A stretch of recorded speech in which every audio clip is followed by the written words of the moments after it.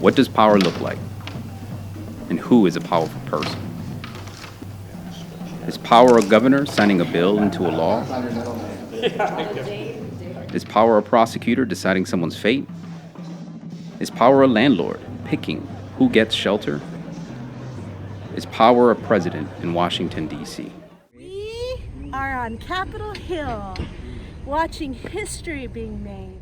What smart justice forces us to ask, what it makes us take stock of, is the fact that power is not just about a position. Power is about something much, much deeper.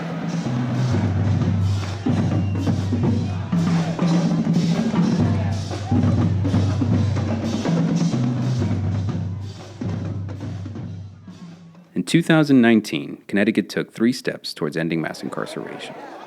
1. For the first time ever, a formerly incarcerated person was chosen to serve on the State Criminal Justice Commission, the group that appoints and reappoints prosecutors. And I want to thank the people in the blue shirts, because part of the bill that's most important to me is the part that we talked about with Dwayne Betts. And a lot of people have been walking around talking about the people who've had experience with certain problems. There's a saying that Representative Porter likes to say that people who are closest to the problem should be closest to the solution. I think that saying is correct. I also think it's true that the people who are closest to the problem should be closest to the power to do something about it. Amen.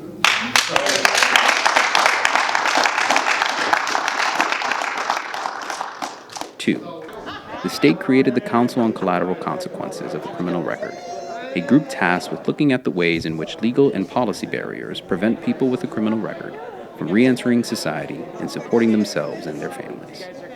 3. Connecticut became the first state to require prosecutors to report a wide range of information about how they treat people.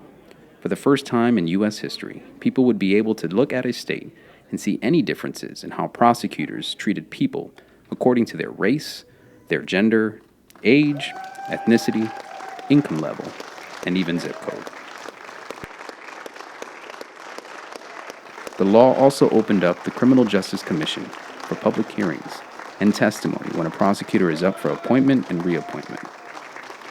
All of these changes were led by a group called Smart Justice.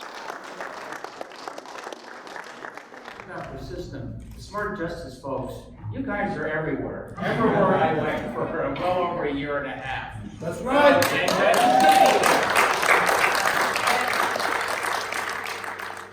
Smart Justice has 2 goals: end mass incarceration and end racism in the criminal justice system.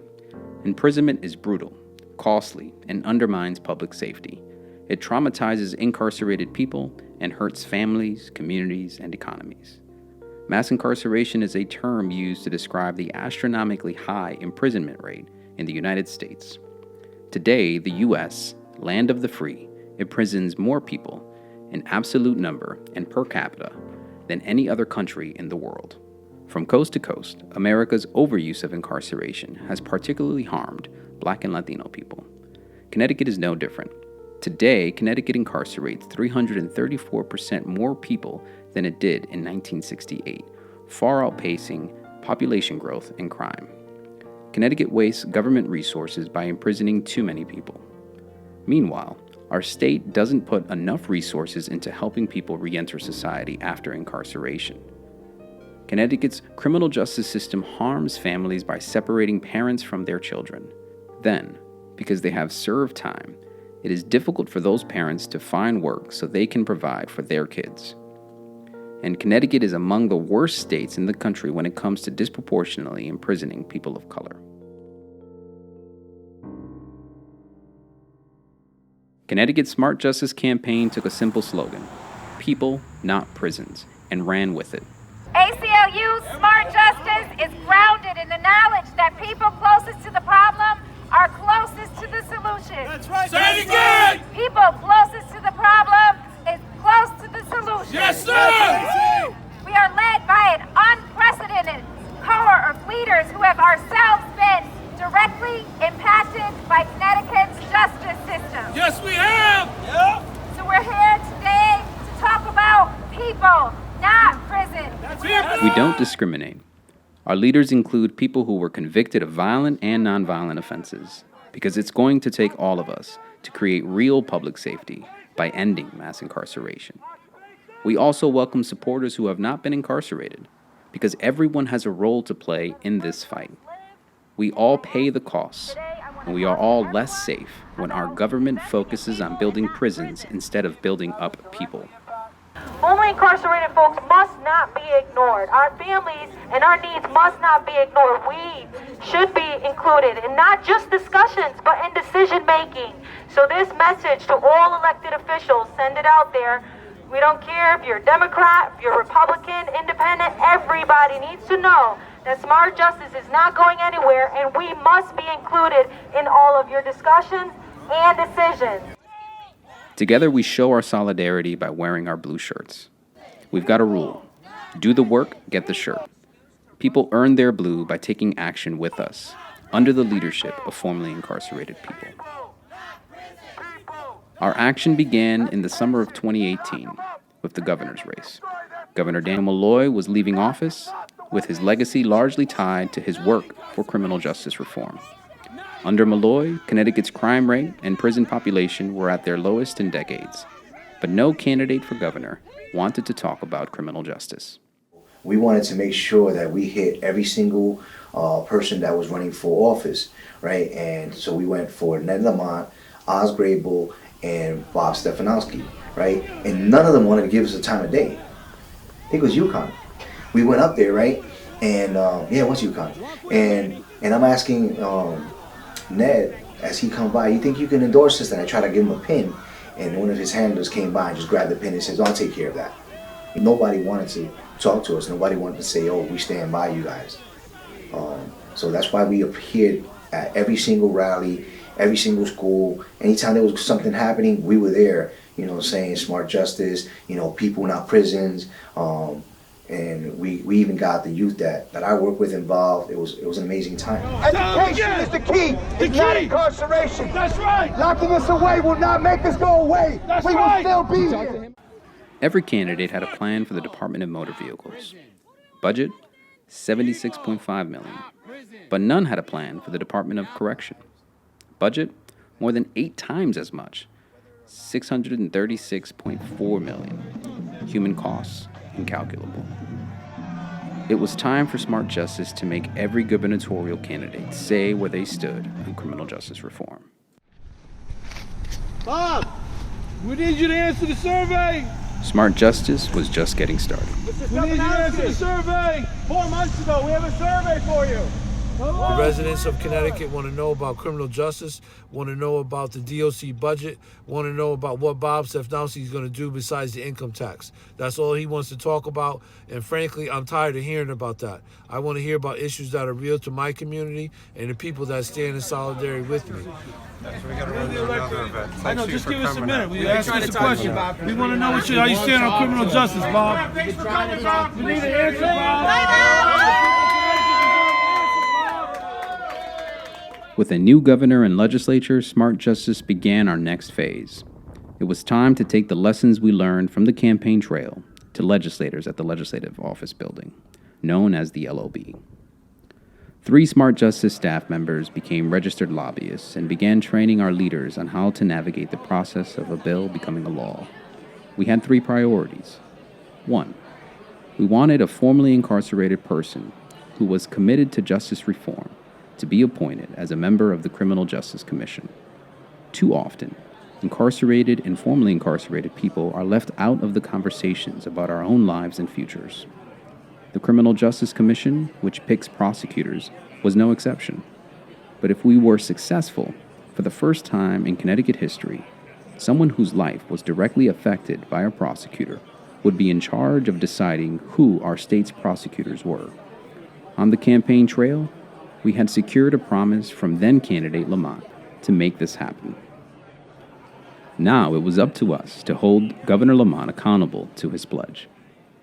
So we're trying to get him to follow through with that, and we have a list, and there's names on this list, and there's some other stuff, a letter that we would like you to deliver to him, and let him know that we're really looking to make sure that that happens, that someone that has been affected or impacted by the criminal justice system can sit on that board, so that you have that portion that is so necessary to making such important decisions.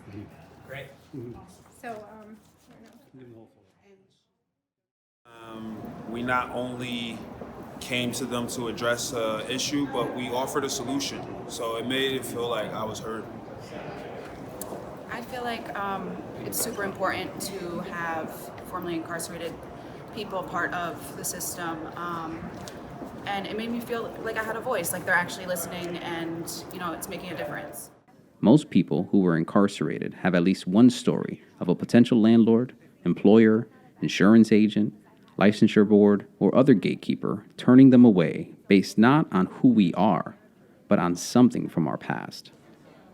No state had taken on the kind of anti-discrimination law we were aiming for, but we knew we had to try, and that in its first year of introduction, even getting a committee hearing would be a major victory. We decided as a team that we're going to go all the way in. We're going to represent what our shirts say, people, not prisons, and we're going to represent all people. And so we presented a bill to the committee in its full form, that it came out of the committee. I was totally surprised. And when I say it's full form, I mean no carve-outs. So this anti-discrimination bill will apply to everyone with a criminal record. Kushner and distinguished members of the Labor and Public Employees Committee. My name is Anderson Curtis. I'm a Smart Justice Field Organizer with the ACLU of Connecticut. I am here to testify in support of HB 6921, an act concerning discrimination based on a person's criminal history. I strongly urge the committee to support this groundbreaking and critical bill in its full form. I and the people standing in solidarity with me here today fiercely support HB 6921.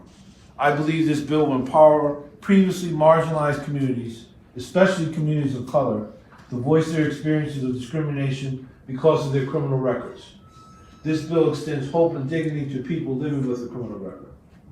The best policy decisions are those based on evidence about what will make Connecticut stronger. Today I'm asking you to listen to the evidence and to listen to me, a justice-impacted person, when I tell you that this bill is good for people, communities, and the state of Connecticut as a whole.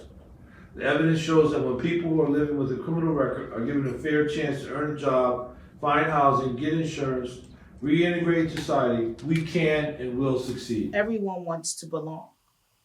And when you have the stigma of formerly incarceration or whatever hanging over your head, I'm getting, it's not easy, right? And so with that, you guys brought me in and made me feel like I belong here. So you belong to something, you thrive. If you don't belong and you don't fit in, you're still trying to figure that out. But if you belong and you already fit in, you can move and grow in that. And that's what ACLU Smart Justice does, right? So we bring people in and we take them under their wing and then our wing, and then we, build their greatness. And that's great, because you did it to me, and and that's what we do for everyone else that comes in. And I will be your cheerleader behind that. Are you kidding me? Yeah, people not prison, for sure. Because of the simple fact that, isolation kills people. Unity makes them live again. And people don't understand how incarcerated individuals have families, they have friends, and these people are even more so impacted than by the actual person who got into trouble. Like, people have children, people have wives, people have grandparents, and this affects our entire country.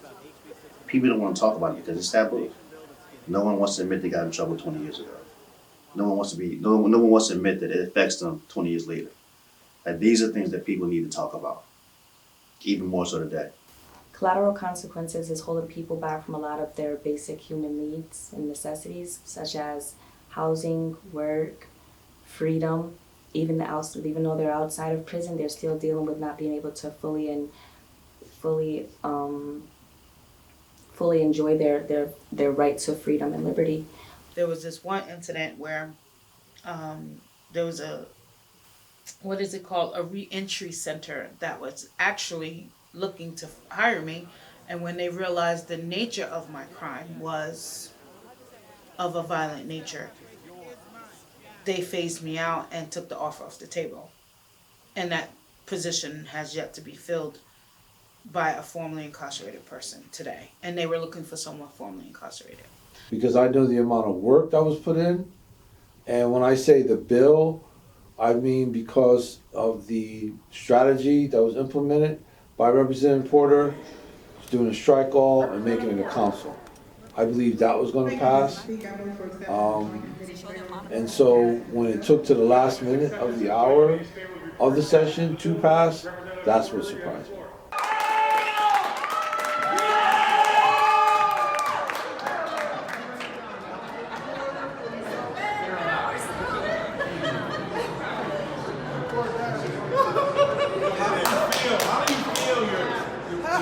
Study went through. Yes, how do you feel about it? I feel great.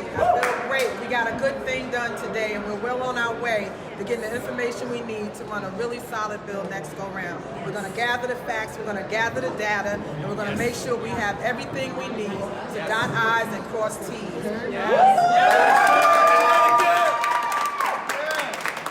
to go! All right. 3. We wanted Governor Lamont to introduce and the legislature to pass a law to create transparency about prosecutors' decisions. Nationally, the movement to create accountability for prosecutors was gaining steam. But in Connecticut, prosecutors were mostly exempt from state freedom of information laws. Prosecutors still kept all of their information in paper case files. No one had information about trends and patterns in Connecticut's prosecutors' decisions. In a state that consistently ranks among the 10 worst in the country for disproportionately imprisoning Black and Latino men, we had no firm numbers to show what role, if any, prosecutors played in driving those disparities.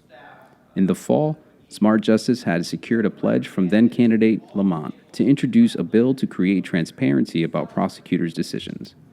If passed, it would make Connecticut the first state in the country with this kind of law. Smart Justice took to the Capitol to hold Governor Lamont accountable to his promise, to ask legislators to do their part, and to hold prosecutors accountable for owning their role in ending mass incarceration. We knew we had to fight for this bill.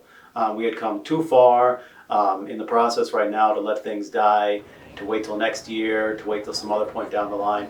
We knew we had to fight for this bill, and so we were going to do whatever it took to get this bill across the finish line.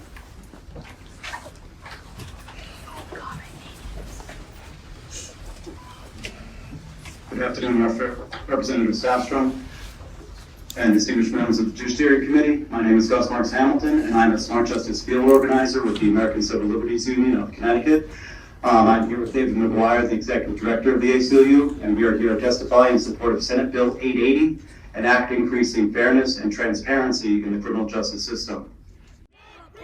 People, not prison! People, not prison! People, not prison! Been to the legislator, like I always knew it was there. I always knew you can go and talk to your legislators, but I've never really been there. So like really just walking in and knowing that I really felt powerful just walking in, the blue shirt. So it's like when people looked at me, maybe they're not looking like, oh, this is a person who's, I don't know, her criminal record. It was like, this is a person with the blue shirt and we came to get something done.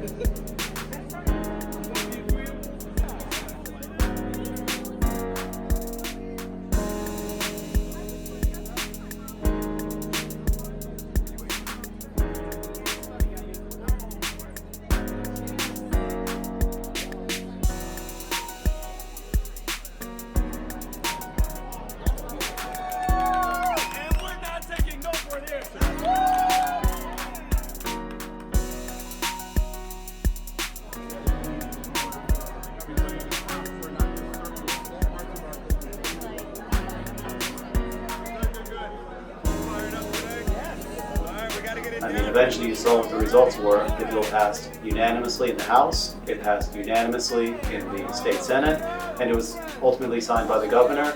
And we even went to Washington, D.C.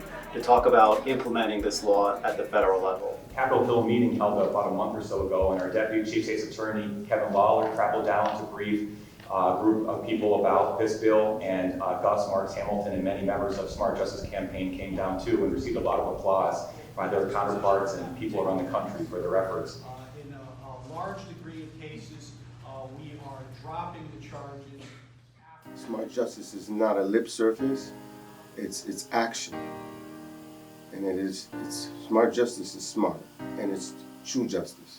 All right, welcome everybody. Thank you for coming out, supporting us in this noble cause. You know, God bless you, and God bless your higher power, whatever. We call this the circle of reflection. Everybody, where we pretty much, we're asking a couple of questions of how we felt empowered, what did we learn from this experience. And it's important that when we act in solidarity, that we reflect in solidarity. Yes, I feel powerful just knowing that my presence and our voice matters and counts, and when we unite, it's even more stronger. What I've learned from this group is I've been able to learn that we can change policies that can affect generations to come beyond just the immediate generation. Despite the ignorance, there are so many people who want to see us succeed. And what empowered me, and of course I'm going to cry because I'm going to cry today, but what empowered me is that we are one step closer to be able to live a normal life. Testimonies, the power of story, putting a voice and a face to this legislation. My son, my firstborn, who is actually home but was previously incarcerated. I live and breathe this stuff. So it's personal to me, and being in a position where it's part of my profession makes it that much more rewarding to work with people like you all to make sure we're getting things done that are going to benefit the people that are good people, made some bad choices, and don't deserve to be branded for life if they weren't sentenced to life. So I'm encouraged, and I just want to thank each and every one of you for coming out today to support this bill. It means a lot. What made me feel powerful today was my family, my Justice Impacted family, my Smart Justice family, coming here and showing our power and talking to legislators and getting stuff done. And this was one of the most powerful ones. I think being in solidarity with so many people who are impacted by these bills really touched me, and I was so glad to be here. What made me feel powerful is just being in this group of very diverse people, diverse in age, race, and gender, and everything, which I feel like is really powerful to come together for an issue like this. And it was an honor that, to be called by the ACLU to say that I could actually personally help. And so it's an honor to be here, and it's something I'll take back to other groups I belong to. And we'll definitely get on the phones and on the internet to our representatives. So thank you very much. This is my first time doing anything like this, so it felt awesome to come out and learn more about something that I feel strongly about, learning about how our system works and getting involved with others that are doing the same, and I'm definitely going to reach out to my representatives to support this. Feel powerful was looking around and seeing all the blue t-shirts, seeing so many people who were here supporting what was very good testimony, and it made me feel that something is going to happen. But this is something that I've been fighting for a long time, and that's what made it really hit home for me. And I've been speaking out to my family members who don't even understand it, like family members. There are people out there walking around right here that don't even know what's going on, and to be a part of that, that's what made me feel powerful, to accomplish something that I've been fighting for a long time. First of all, walking into this building and feeling the power when you walk in, and knowing that I have a voice in the legislative process, being a part of like-minded people, like Smart Justice, because you hunt for them all the time. It's like, where's my people? Where are the people who think like me? And being a part of Smart Justice. what did I learn? A lot of things. I'm not really usually involved in politics as much, and it was nice to come see like everything going on here. I didn't really know even what lobbying was and all of that, so it was really interesting. And what made me feel powerful was the sense of community. Like, I was nervous because obviously I've never done this before, and if I got nervous, there'd be someone behind me going like, all right, go talk to him, go, say what you need to say. And it's a really good community. The thing I learned about power is that they listened. I buttonholed them, whether they agreed or not, they listened, and that was about that made me feel powerful. Democracy is a participation sport, and if we're not here doing it, nothing happens. So. I felt power when I got to put on this shirt. What made me feel powerful? Power is when a formerly incarcerated person stands up to a legislator, a governor, even a prosecutor, looks them in the eye and tells them to take action to stop mass incarceration. Power is when the legislator looks over to that person's shoulder to see a sea of other people ready to ask the same thing. Power is when that sea of people includes all ages, all walks of life, all genders and races and ethnicities, people directly impacted by the justice system themselves, and people who aren't. Our experience is our power. Our solidarity is our power. Our action is our power. And we're just getting started.